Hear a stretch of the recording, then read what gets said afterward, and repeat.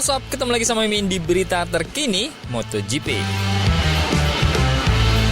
Honda yang kemarin tak menggembirakan di sirkuit Montmelo untuk uji akhir musimnya, kini melanjutkan progresnya untuk memperkecil jarak dengan pabrikan-pabrikan Eropa dengan mengambil tes private di Jerez. Dan mengapa tes ini diambil Honda? Karena komponen-komponen baru milik Honda baru siap di minggu ini. Sedangkan kemarin di Barcelona, saat tes bersama berlangsung, part-part itu sedang diproduksi. Infonya, Honda menguji 3 motor yang berbeda sekaligus. Bagaimana hasilnya? Kita bahas. Pada tanggal 26 dan 27 November kemarin, beberapa tim dari kejuaraan dunia Superbike menyelesaikan tes 2 hari di sirkuit The Jerez, termasuk tim pabrikan dari Bimota, Yamaha, dan Kawasaki. Tim pabrikan MotoGP Honda juga hadir di Andalusia. Pembalap pabrikan Luca Marin dan Joan Mir, pembalap LCR Honda Johan Zarco, dan test rider Alex Espargaro masing-masing akan menyelesaikan hari tes dan mencoba inovasi pada LC213V.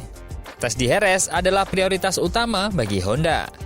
Oleh karena itu, pabrikan Jepang tersebut akan menghadirkan banyak suku cadang baru, seperti yang diumumkan Luca Marini sebelumnya pada tes Barcelona. Di Jerez kami akan memiliki beberapa hal baru untuk diuji. Ini akan lebih menarik bagi kami dibandingkan tes Barcelona, kata pembalap Italia itu. HRC diperkirakan akan kembali menguji sasis baru yang sebenarnya sudah tersedia untuk pembalap Honda di Barcelona.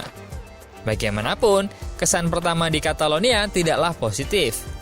Ini bagus di depan, tapi kami harus terus meningkatkan di sisi belakang. Tetapi tesnya tidak sempurna karena motornya sendiri benar-benar berbeda, kata Luca Marini yang juga kurang antusias dengan hasil tes di Barcelona. Zarco juga belum melihat adanya keuntungan dari sasis barunya. Kami tidak memiliki perbedaan besar atau positif saat ini.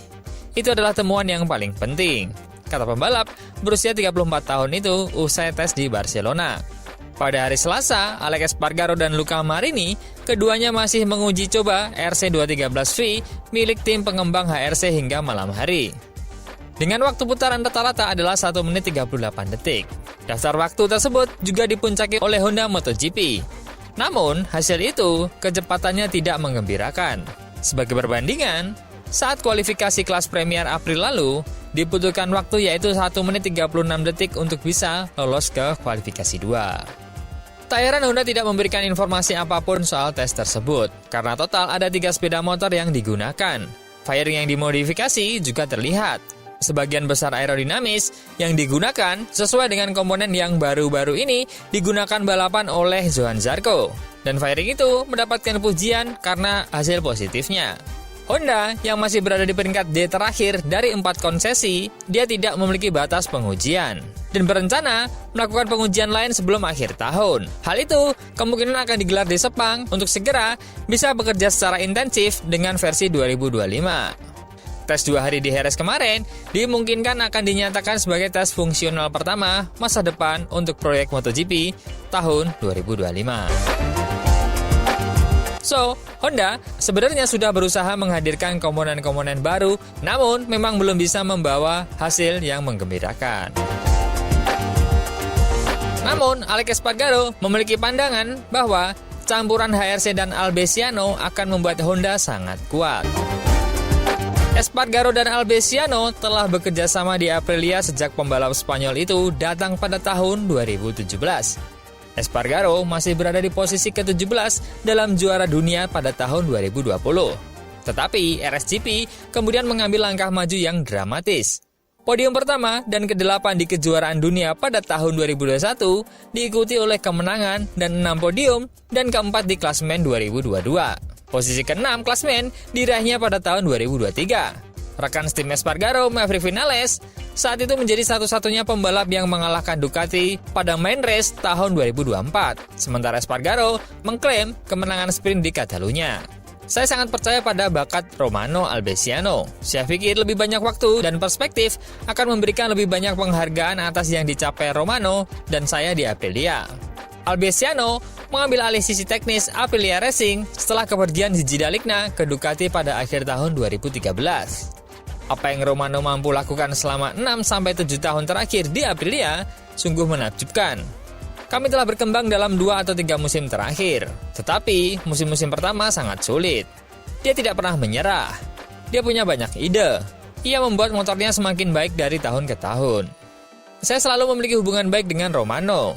Saya sangat menghormatinya, dan saya pikir ini seperti sebuah hadiah untuk pindah ke pabrikan terbesar di pedok ini dengan banyak sejarah. Albiesiano akan menjadi orang non-Jepang pertama yang memegang kewenangan teknis tersebut di HRC. Rasanya seperti mimpi. Menjadi direktur teknik HRC sungguh luar biasa. Tugas yang kini dihadapi Albiesiano dan Espargaro adalah meniru kebangkitan RSGP dengan RC213V yang sedang berjuang. Saya pikir HRC tidak perlu mengubah segalanya. Mereka telah menang banyak di masa lalu dengan cara kerja mereka. Namun, jelas saat ini, para insinyur Italia berada di puncak dunia. Jadi, memadukan ini akan membuat Honda benar-benar kuat untuk tahun depan. Dan sekali lagi, Honda HRC itu menargetkan Romano, saya sendiri sebagai pembalap penguji, kepala kru saya, 1 kru mekanik yang akan bergabung dengan saya, itu berarti kami melakukan pekerjaan yang bagus di Aprilia. Dan itu harapannya akan diulangi di Honda nantinya. Sedangkan dari keterpurukan, ada berkah yang semakin dekatnya konektivitas LCR dengan HRC karena kini dua-duanya saling bahu-membahu memperbaiki keadaannya di MotoGP. Kepala tim LCR, Lucio Cesinello, mengatakan timnya memperkuat hubungan kerja dengan Honda di tengah performa buruk merek Jepang itu pada tahun 2024. Honda dan LCR telah menikmati kemitraan satelit di MotoGP sejak 2006. Dengan pasangan tersebut menghasilkan 4 kemenangan Grand Prix dari 2016 hingga 2022 berkat Cal Crutchlow dan Alex Rins.